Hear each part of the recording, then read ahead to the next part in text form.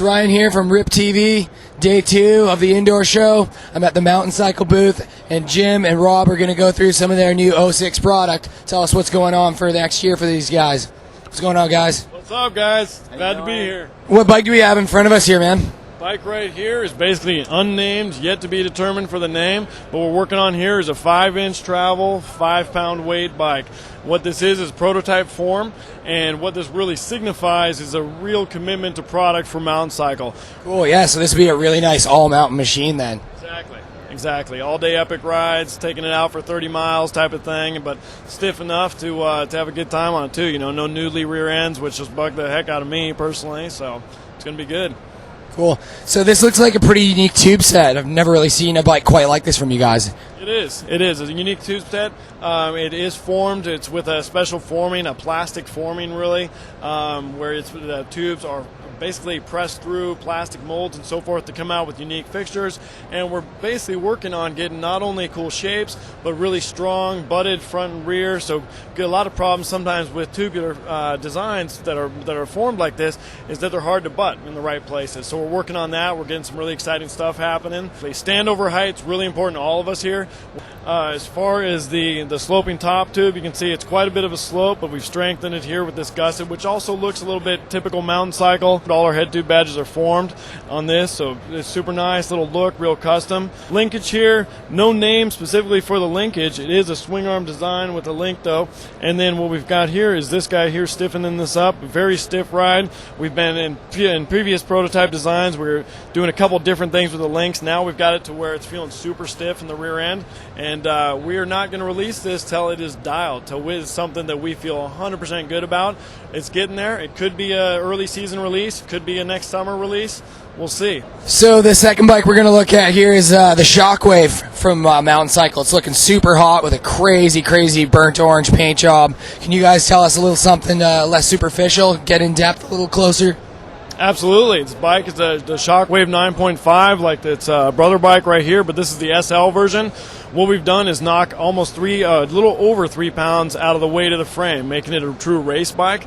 To do that, we've kept the same design, full monocoque design, motocross swing arm, motocross inspired linkage, which increases the rate progressively toward the end of the travel, no matter what shock you have in it.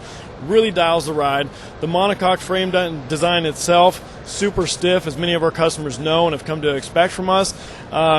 What we've done to lighten it up is we made a little bit thinner skins on this.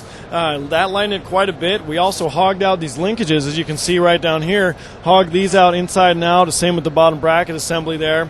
We're building it with a DHX 5.0 air shock on there, so that takes out quite a bit as well. So I want to show you the full floating brake adapter right here. Smooth, it's part of the frame. It actually allows the bike to ride through rough terrain without skipping while you're braking. That's the most important thing. So what's your favorite thing about this bike, man? You're actually out there riding it, right? I pretty much have had the bike for 3 months now straight. Like, to me, the minute you start riding it, you feel it. You don't feel this little nimble, downhill bike. You feel a big, badass machine, and it's like, even though it feels big and badass, it's light. It's unbelievably light. Point out that the dropouts are replaceable on the downhill bike, which is a big thing for me back home. The quick release on the seat, you can actually go and ride it up hills. The minute you buy a bike like this, or ride a bike like this, you get the feel of a motocross style. Like, you know it's badass, like, the minute you start riding on it. And everybody needs to get their hands on one of these sooner or later. Well, it looks hot, man. Looks super hot. So the last bike here from Mountaincycle is looking pretty hot. What's this thing called? No name yet? No name right now. We're tossing around a few names, but nothing that we're ready to let out of the bag yet. Taking some feedback on them. The bike was actually developed around 4 inches of travel, so the head tube angle is real nice with 4 inches of travel.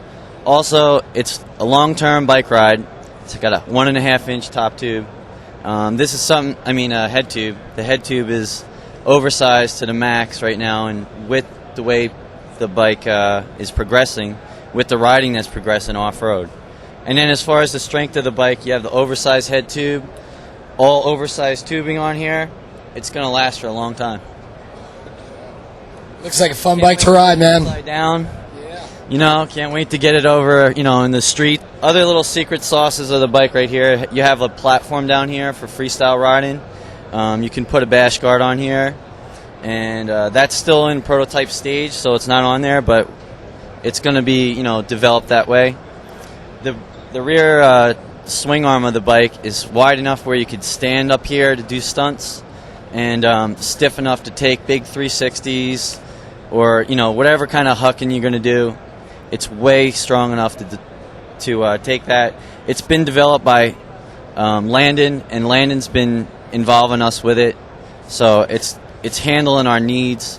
A lot of people are like I said, are already come over and gawking at it. It's a journey. It hasn't come to an end yet.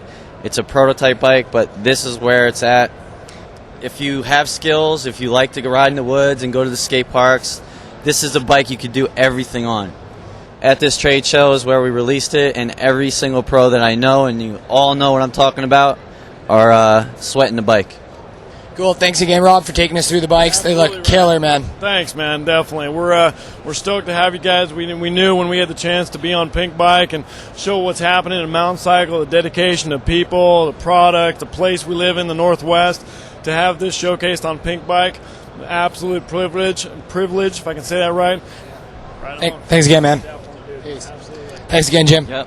For all the riders out there that want more technical information, go to mountaincycle.com and peep all the little secrets about the bikes, and go on the blog. We have a blog that you can see the journey of this bike and the other prototype bikes that we have as they're being invented and created. And Rip TV's out from Mountaincycle. Interbike, day 2. Peace.